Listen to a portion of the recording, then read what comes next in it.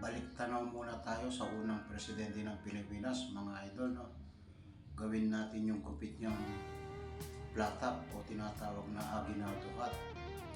Ito, sipatin natin mabuti para pantay na pantay. Kahit dumapo ang langaw or maglanding ang airplane, pwede. Dahil pantay na siya, mga idol, no?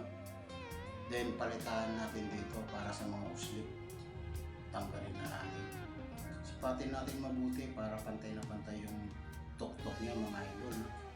Ganitong klaseng platap pag ginagawa yun, parang sinupatan, pantay na pantay. Then dito mag-shave na tayo, mga idol, sa forehead para malinis at lumabas na yung angas na gupit ng platap o ginagawa. Then dito remove na natin yung natirang buhok sa ilalim.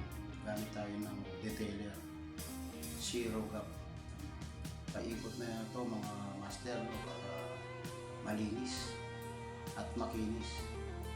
After nitong detailer, mga idol, gamit naman tayo ng foil savior para simot lahat at skin fade na yung matitirang. Simot to, mga idol, no? Parang daig pa ang inahipan ng blade or laba kapag gumamit ka ng foil na savior. Napakakinis ng gupit mo pag gumamit ka ganito. Depende rin sa customer kung magpapagamit ng ganito. Then ito na yung final result ni aginaldo cut or platap. Napaka ganda ng tubo ng buhok pang platap.